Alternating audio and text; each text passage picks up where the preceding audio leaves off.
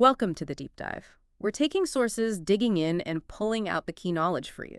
That's right. And today, we've got a really interesting piece. It's from the Atthakatha, which is a commentary on the Buddhist Dhammapada. Specifically, the story of two companion monks. It's called the Dvesahāyaka Bhikkhu Vatthu. Right, and it's fascinating because it explores these two, well, quite different ways of practicing, different paths to wisdom, you could say. Exactly. And how merit gets recognized sometimes in unexpected ways. So if you're interested in different approaches to knowledge, to practice, or just seeing how these things play out, this one's for you. We're going to explore these contrasting styles. Okay, so let's set the scene. We've got two young guys from Savatthi. They hear the Buddha teach and they're inspired. They both decide to renounce, leave the worldly life behind. A familiar start for many monks back then, I imagine. Pretty standard, yeah. So they spend the first 5 years studying, getting the basics under different teachers. And then comes this pivotal moment. They go to the Buddha. To ask him what, exactly? Basically, what should we be doing? What are our main religious duties now? Ah, okay. Seeking direction. And that's where the paths diverge. The Buddha explains these two fundamental approaches, these two bodhins. The burden of study, ganthadhura, and the burden of insight, Vipassanā. Even the names sound, well, weighty. They do. Ganthadhura study is about mastering the texts, the teachings, the scriptures. The intellectual side, knowing the material. Precisely. And then Vipassanā insight is focused on meditation, direct experience, developing wisdom internally. So head versus heart, almost, or theory versus practice. Kind of, yeah. Theory versus direct realization might be a good way to put it. The study path gives you the map, the framework. The insight path is about actually, walking the territory yourself. Okay. And both have potential pitfalls, right? Like you could study forever but not really get it. Exactly. Lost in concepts. Or with insight, maybe you lack the grounding, the context without some study. Makes sense. So our two monks, they hear this, and they have to choose. They do. One of them, maybe feeling the pressure of age, he says, okay, I'm going for insight. Vipassanā. He dives straight into meditation practice. Just commits fully. And the text says he practices diligently and, well, he gets there. Gets where? He attains arahantship, liberation, full enlightenment, along with these 4 kinds of analytical knowledge, the Padisambhita. Wow. So deep wisdom concerning meaning, principles, language, intuition. That's huge, just from focusing inward. It really is. Meanwhile, his companion makes the other choice, ganthadhura. The burden of study. So he hits the books. Oh, yeah. He commits to mastering the entire Tripitaka, the whole canon of Buddhist scriptures. That's a lot of material. It's vast. And he doesn't just learn it, he becomes a master teacher. So he's not just absorbing, he's sharing. Exactly. Reciting, explaining the Dharma. He ends up teaching hundreds of monks, leading 18 large monastic groups, a big figure. Okay, so we have these two very distinct outcomes. One, the solitary arahant, deep in realization. The other, a highly respected scholar and teacher, head of a large community. A really stark contrast. One focused entirely inward, the other very much engaged outward, with the community, with the texts. Which sets up a potentially awkward reunion, I'm guessing. You guess right. Years go by.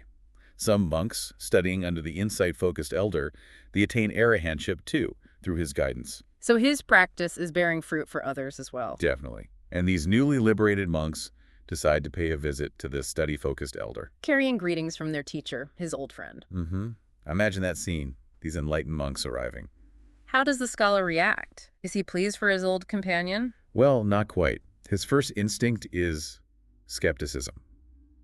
He keeps asking the visiting monks, but what does he know? Measuring him by his own yardstick. Totally. He's thinking in terms of textual knowledge. He even doubts if his friend knows a simple 4-line verse. Ouch. Yeah. He dismisses his forest dwelling too, right? Like, what can he learn out there alone? Yeah, there's a definite sense of judgment, maybe a bit of intellectual arrogance, my way is the real way. It really makes you think, doesn't it? How often do we judge others based on our values, our metrics for success? It's a very human thing. Yeah. And this elder, he's already planning to quiz his friend when he arrives. He wants to test him. Oh boy, setting up for a confrontation. But just as this is brewing, this moment of potential conflict based on pride. Someone unexpected shows up. The Buddha himself. He senses what's happening, the negativity in the scholar monk's mind, the bad karma he's generating just by thinking these judgmental thoughts. So the Buddha steps in to avert something. Seems like it. And his approach is really skillful. He doesn't just tell the scholar off. What does he do? He starts questioning him. But about his supposed area of expertise, he asks about the first jhana, the meditative states. Okay. Deep meditative absorption, stuff a scholar should theoretically know about. Exactly. Then he goes deeper, the 8 attainments, the form and formless jhanas, and then even the path to stream entry, the first stage of enlightenment. And the scholar Can't answer. Not a single question. Wow. The master of the texts is stumped on the practical application, the experiential side. It's a powerful moment. He knows the descriptions maybe, Yeah. but he hasn't experienced them. Right. Like knowing the recipe, but never having cooked the dish. That's a great analogy. Knowledge versus realization. Precisely.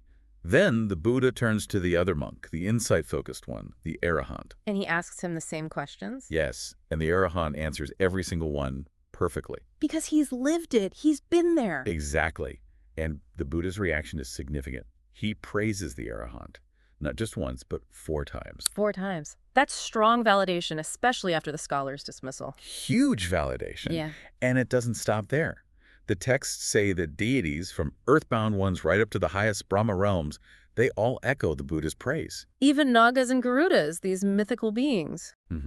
It's like the cosmos itself is affirming the value of this realized state, this genuine attainment. Okay, but what about the scholar monk's students? They must have been watching all this. Oh, they were. And they were not happy.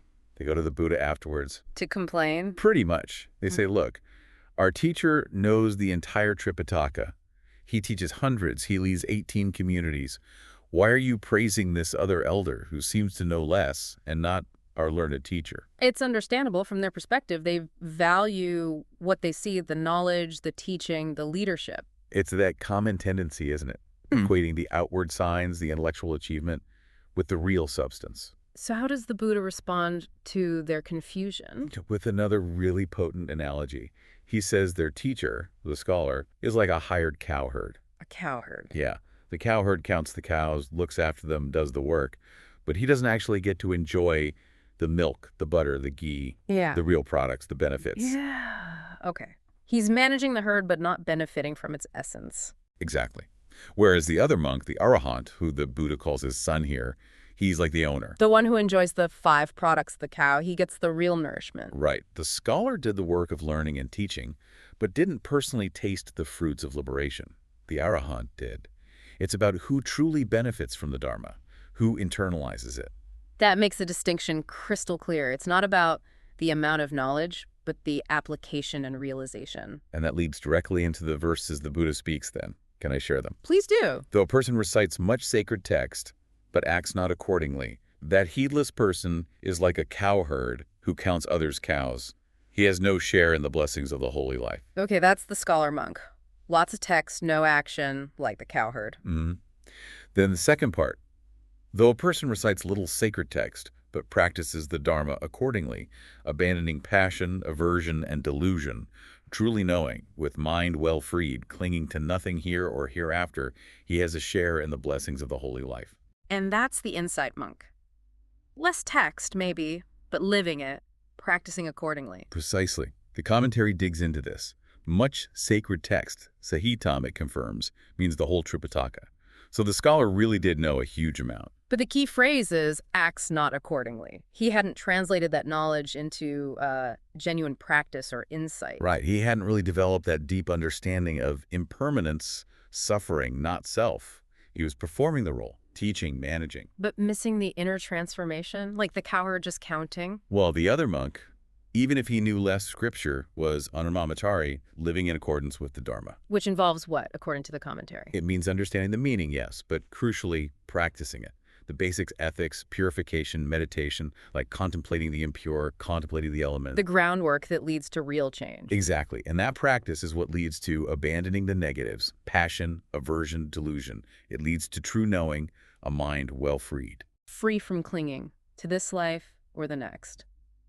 That person, the verse says, gets the real blessings, the samana. That's the core of it. They share in the fruits of the holy life. And the story ends there. Or is there a final outcome? The teaching had a big impact. The text says many people in the crowd who heard the Buddha's explanation actually attained stream entry or other stages of enlightenment right then and there. Wow. So the lesson resonated widely. It wasn't just for those two monks. No, it was a beneficial teaching for the whole assembly. It really drove home the point about practice over mere book learning. So wrapping this up, the big takeaway isn't that study is bad. Not at all. Learning is valuable. Ah. But the story really emphasizes that true understanding, true liberation, comes from the practice, from the living application, the insight gained through experience. The inner work is paramount. Knowing the path is one thing, walking it is another. The lived experience, that inner transformation, that's what ultimately counts on the path. It leaves you with a really important question, doesn't it? Reflecting on your own life, your own learning. Yeah. Are you just stacking up information? Or are you actively trying to integrate it, apply it, let it actually change you? How do you find that balance in your own life between taking things in, studying, learning, and actually practicing, living it, letting it transform your understanding? That's the challenge, finding that sweet spot between ganthadhura and Vipassanā in our own way. A crucial reflection point. And that brings us to the end of this deep dive into the two companion monks' story. Thanks for exploring it with us.